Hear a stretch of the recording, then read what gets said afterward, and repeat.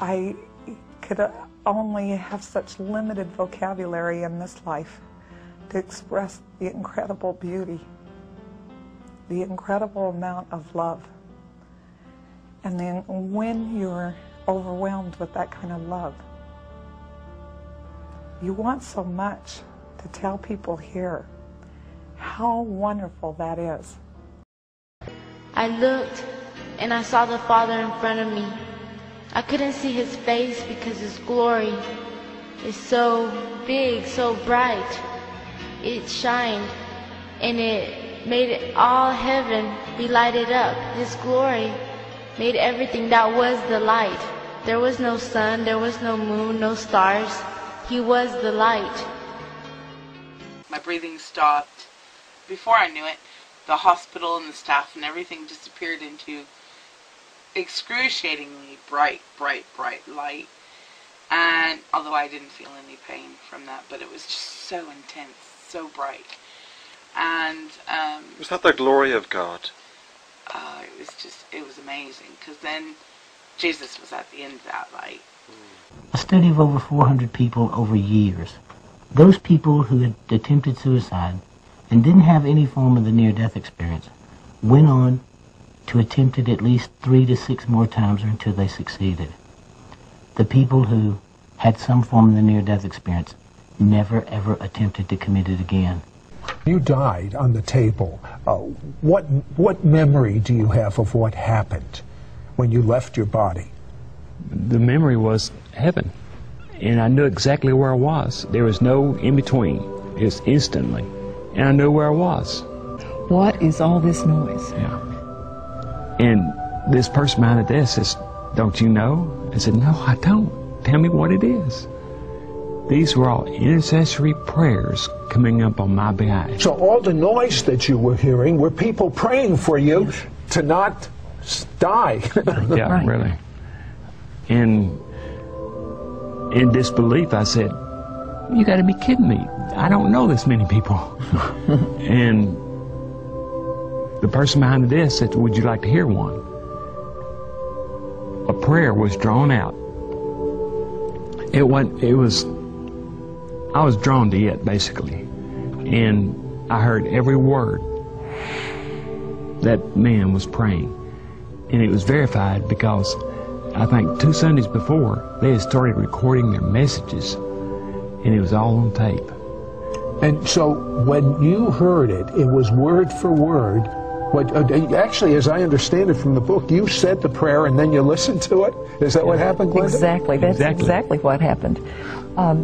So Mabry Kane, our friend, said, "Well, we prayed for you a lot of times. I don't remember a particular time." So Ron explained again, said the prayer, quoted him the exact phrase, and then they found the tape and it matched exactly. Ron, you made eye contact with a young man in heaven. Tell me about that. It was very significant. This young man, almost in a mischievous way, said, "I made it, I made it, I made it." What did the Lord tell you about this young man? Remember this. And then when we came and they said, "Well, we had Scotty's funeral this week. No need to pray for him anymore." And after the meeting, Ron went over to her and you said, "I don't know why I asked, but did you bring a picture of Scotty?" And Carolyn said, "Well, I normally don't carry a picture with me, but I went back into the house tonight to bring this." And she reached down into a large bag and pulled out a framed 8x10 of Scotty and showed Ron. And the next thing I knew, and Ron dropped to his knees in front of her, just collapsed, and said, "That's the young man I saw entering heaven." You had no doubt whatsoever. It was him. And we were in Paris, and at 11 o'clock in the morning I had a perforation of my stomach. When this happened, the pain was the most acute pain I'd ever experienced in my life, and it just dropped me right down to the ground.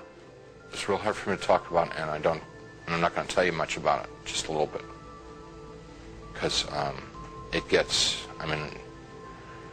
just gets too ugly. It's like being in a beehive, just hundreds of them all over me. And I eventually was just laying on the ground there, all ripped up, pain everywhere, inside, outside. I heard my voice. It wasn't somebody else's voice. It wasn't the voice of God or anything. It was my voice. And I heard it speak, but I didn't speak it. So whether it's the voice of my conscience or I don't know what it was. It was just, but I distinctly heard my voice say, pray to God. And so I thought to myself, I don't believe in God. Pray to God. So I called out into the darkness, Jesus, please save me. Please save me. And he came. He came. First there was a tiny little speck of light in the darkness, and it very rapidly got bright. And he reached down. He was in this light, and he's gently putting his hands underneath me and very tenderly picking me up. And as he's touching me, everything just goes away. All the wounds, all the pain, all the dirt, it just kind of like evaporated away. And I'm like whole and healed. And inside, just filled with his love, which I wish I could be more articulate about. It's so frustrating not being able to tell people about it, because you know, it's the best thing that ever happened to me in my life. I mean, it's like it's the everything. You know, it's the all of life is to know that love. And he's carrying me out of there. Up we just go. Out, gone. And we're moving towards a world of light, and we stopped. We weren't in hell, we weren't in heaven. We were in between. And we stopped. And we began to converse, and he was talking and telling me things, and he brought over some angels, and we went over my life from beginning to end. What they were trying to convey to me, in a nutshell, was my whole purpose of my existence had been to love God, love my neighbor as myself. That's why I had been created. That's what I was in this world to. And I believe that one of the reasons God gave me this experience so that I would have an opportunity to share it with someone. I don't know who, I never know who, but I would have the opportunity to share it with somebody.